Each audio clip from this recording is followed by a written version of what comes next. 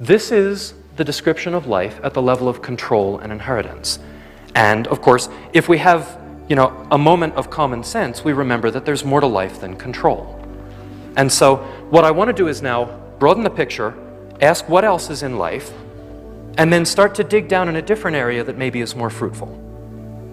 Okay, so what I want to show you here, life is not just one thing. It's not just one level of structure or just one kind of organization. It's many things, and they're all different, and they all work together. So just to kind of give you a lay of the land, I'll review what some of them are, and then I'll tell you which ones I want to focus on. First thing, life lives in the non-living world of rocks and the atmosphere. And in the non-living world, your carbon comes in the form of carbon dioxide molecules mostly. That's what these little stunted butterflies are supposed to be, pictures of carbon dioxide. So the first thing life has to do is make carbon-carbon bonds, which it does by making a certain set of small molecules. Not many of these, about 250, and they're not very big, between 5 and 20 carbon atoms. So this is a whole structure of chemistry that's called core metabolism. And that'll be the hero of our story tonight. But for a moment, let me go on. You make little atoms one carbon at a time. When you make big atoms, you do something different. You stitch the little atoms together like beads on a necklace. And this is where you get the big molecules, the DNA and the proteins that can have tens or hundreds of thousands of atoms, in some cases even millions. Of course, that's not all. The big molecules have to be physically stuck together to make the structures of cells. That's a different organizational problem. Now, for some living things, that's as far as it goes. You're one cell and that's your life. For others, you get many cells that group together to make a plant or an animal. That's another problem of organization. For most of us, we live in an ecosystem where we have relations to all the other organisms. That's another problem of coordination and organization. And then the ecosystems together on the Earth feed back and change its basic geological chemistry. So all this is going on. These things are very different in their dynamics. So we shouldn't be thinking that one idea of control explains all of them.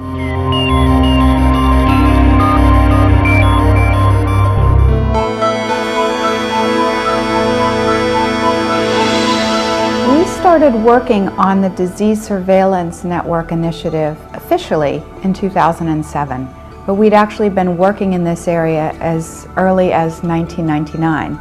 We were looking at some of the trends. Our colleagues in Asia and Africa were mentioning some of the changes in the world that they were feeling we needed to respond to.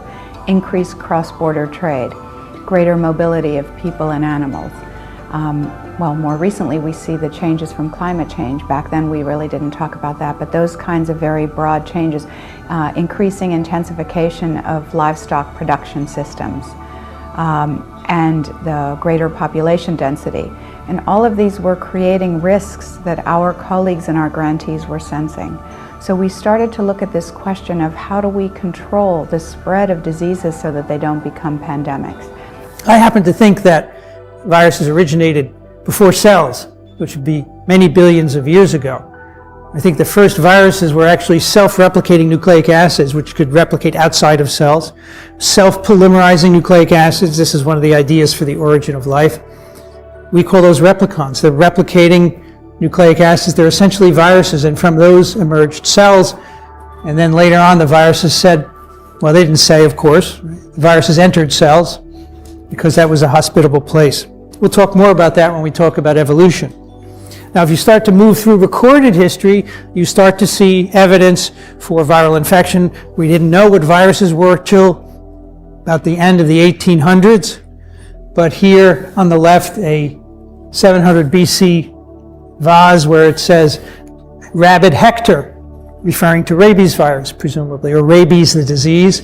And on the right, an Egyptian carving from these years 1580 BC, where this young man has a foot that looks exactly like what poliomyelitis is today. We call it a drop foot. The muscles are paralyzed, so you cannot keep your foot elevated, it just drops. We don't really know if this is polio, but it looks very much like it. And there are lots of references in history throughout the years that suggest virus infections were around.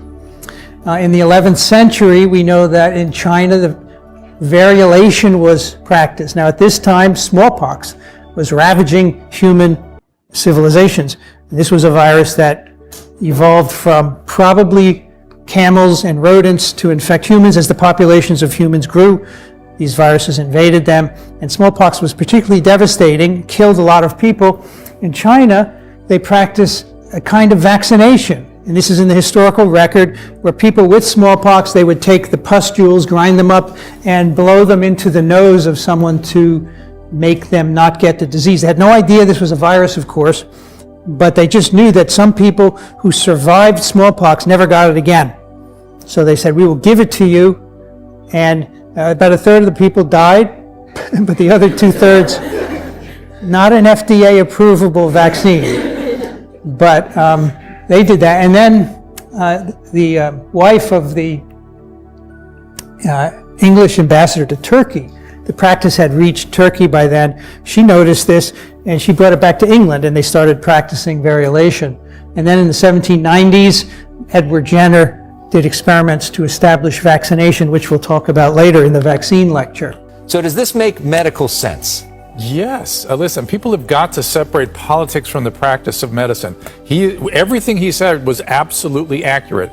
It has been around for 40 years. It's been prescribed hundreds of millions of times for malaria. I personally have prescribed it hundreds of times for malaria, hundreds of times for rheumatic diseases. I've never seen one adverse side effect. I can't say that of Tylenol. I can't say that of aspirin. Now, every medication has risk. That's just the way it is. But in a otherwise healthy person with maybe a rheumatic condition or to prevent malaria, it's a very safe medication. Do not confuse it with chloroquine. That's different than hydroxychloroquine. Okay, so different medicines. So the FDA put out a warning about both hydroxychloroquine and chloroquine. They said this warning in April that it can cause a dangerous abnormality in heart rhythm in virus patients. Said about both of them, and that Not only been shown. in hospitals should it be used and in clinical trials. This is not being used in a hospital and not being used as a clinical trial. Correct. That's the FDA standard. Doctors are entitled to do anything they want with a medication. They take on a certain degree of liability. They do when they do that, different than when something is FDA approved. We use off-label medication all the time. Some of our more common prescribing is off-label, not FDA approved. Now, this is for not a hospital setting, not a COVID setting. It's being used for prophylaxis. Doctors take it themselves for prophylaxis. They prescribe it for patients for prophylaxis. But the FDA says that there's no evidence that works. No, because that study's not been done yet. They're talking about the treatment of COVID. No, in the treatment of COVID. Preventatively, there's no study that shows that works. The president is doing this to prevent, unless he's had coronavirus, that is and he's lying about it. Doctors can prescribe it prophylactically. I know many doctors are doing it. I know many doctors that are taking it themselves because there's some evidence that it might be prophylactic, and it is so safe. So they feel like rather than do nothing, they'd rather do the chloroquine, hydroxychloroquine, not the chloroquine, which does have cardiac side effects. The studies on hydroxychloroquine and the cardiac effects have yet to be washed out. They observed a couple of cardiac events, which are common in COVID patients. Whether it was related to hydroxychloroquine or not is not the issue. The issue is, in the setting of acute COVID-19, there is not good evidence to use it. It does not seem to make a difference really one way or the other. The professional guidance is probably better not to use it. For prophylaxis, school is still out. Doctors are prescribing it all over the place. And if I were taking care of the President of the United States, I would feel very comfortable prescribing it. Well, of course, he is constantly monitored in terms of his health. Some of these other patients who may start to take it on their own, not on their own. On their own, the doctor has to prescribe it. Like I said, I prescribed it literally hundreds of patient years, not one side effect. The only thing we would have people do is see an ophthalmologist once a year because there were retinal and corneal effects, but no one ever got them. All right, we got to keep moving because there's so much to get to. If there are extraterrestrials in space, which many people believe there are, that there are other life existence out there, we're going to now start militarizing, just like in the movie The Day the Earth Stood Still. We're going to start sending weapons out there. Well, I got news for us. If there are extraterrestrials out there, they're far more advanced than we are. And we shouldn't be picking a fight with people and taking arms out there, because it's more than likely they got stuff that'll eliminate us like nothing. Because if they can get here, and if they're among us like many people believe they may be, and if there are these extraterrestrials out there, they're certainly more advanced than we are. We're simply looking to put our first man and woman on the moon. If they're already here, get ready. Everybody, I urge you, go see The Day the Earth Stood Still and start memorizing those words, because we may get a visit from Gort before all this is over with.